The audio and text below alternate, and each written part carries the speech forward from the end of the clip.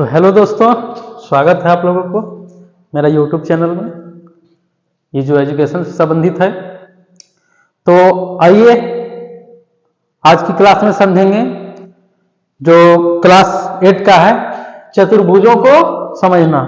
तो आइए चतुर्भुज को समझेंगे कि कैसे समांतर होता है, सम्मुख कोण क्या होता है, आसन कोण क्या होता है, आसन भुजा क्या होता है, उसके बारे में समझेंगे। उसके बाद क्वेश्चन पर जाएंगे। ठीक है, तो ये समांतर चतुर्भुज है। ठीक है, ये समांतर चतुर्भुज है जो आमने सामने की भुजा बराबर होती है। इसका सम्मुख भुजा ये है। ठीक है, इसकी सम्मुख भुजा ये है PQ। PQ की सम्मुख भुजा SR है और SP की सम्मुख भुजा RQ है। PS भी बोल सकते हैं, QR भी बोल सकते हैं। ठीक है, तो ये सम्मुख भुजा हुआ,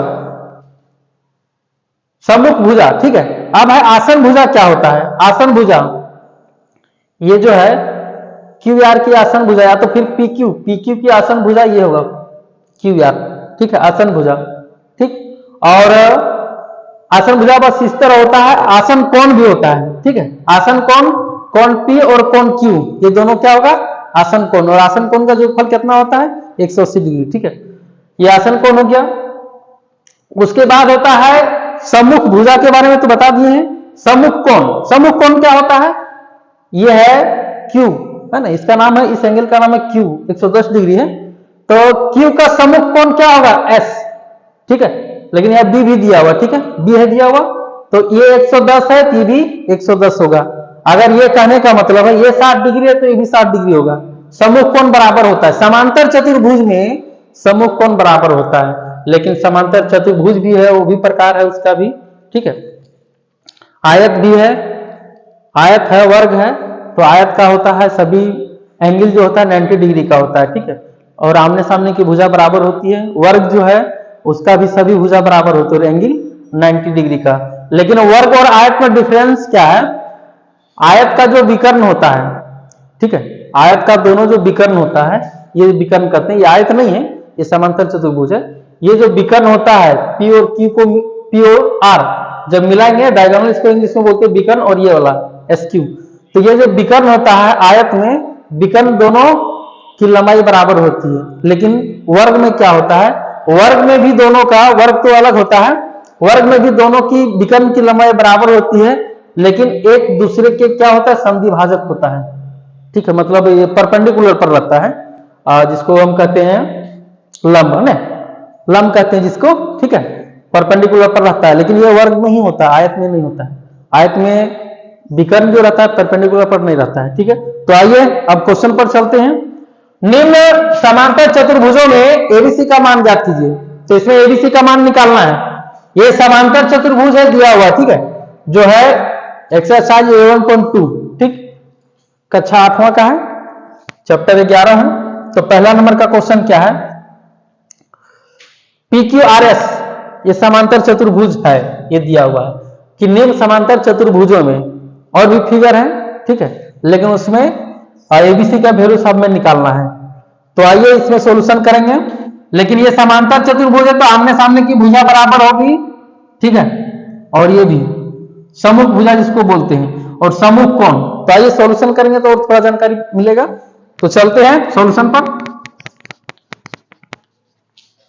कोण Q समांतर चतुर्भुज, देखो इसको चतुर्भुज पढ़ेंगे। ठीक है, समांतर चतुर्भुज PQRS में, PQRS में क्या है, कोण Q बराबर 100 डिग्री दिया हुआ है। ओह 110 डिग्री है ना, 110 डिग्री है। ठीक है, Q कितना है, इसको हम Q ही पढ़ेंगे। Q ये पूरे कोण हो गया, लेकिन यहां क्या बोलेंगे, इसको B मानेंगे। ठीक है, B दिया हुआ है ऑलरेडी, इसको हम यस नहीं लेंगे। कोण Q है 110 डिग्री तथा कोण B निकालना है, कोण ये भी निकालना है, और कोण C भी निकालना है। ठीक है, ये कोण Q दिया हुआ है, कोण B ये C, या तो ABC भी लिख सकते हैं। तो कोण Q दिया है, तो पहले भी बोले थे, चूंकि कोण Q बराबर कोण बी ए बराबर होगा, कैसे होगा, सम्मुख कोण। ये सम्मुख कोण है, तो ये जानकारी है कि समांतर चतुर्भुज में सम्मुख कोण बराबर होता है, ठीक है। इसलिए कोण क्यू है 100 डिग्री, पहले 110 डिग्री पहले से दिया हुआ, ठीक है। तो कोण बी भी हो जाएगा 110 डिग्री, 110 डिग्री होगा ये भी। तो कोण बी निकल गया। अब है कोण ये निकालना, देखो ये कैसे निकालेंगे, तो आसन कोण, ठीक है, कोण क्यू और पी, पी के जगह पर ये लेंगे, तथा कोण क्यू प्लस कोण पी बराबर 180 डिग्री, कैसे होगा, आसन कोण है।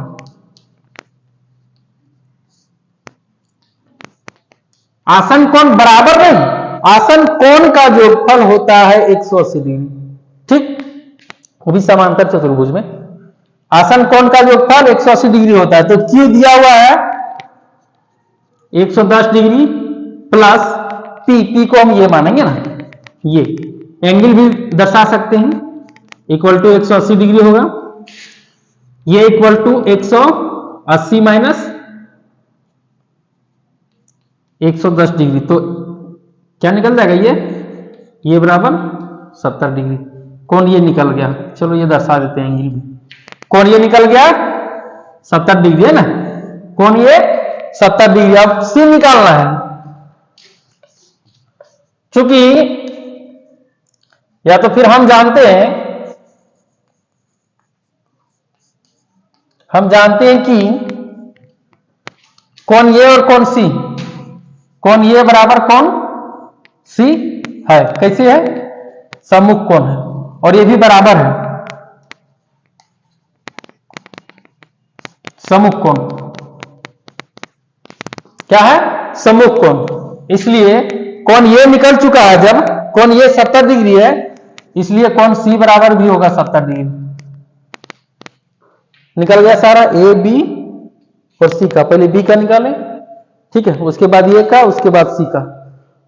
तो ये सारा एंगल को हम अगर जोड़ के देखेंगे तो 360 डिग्री होगा, जो एक समांतर चतुर्भुज का एंगल जो है 360 डिग्री होता है, ठीक है।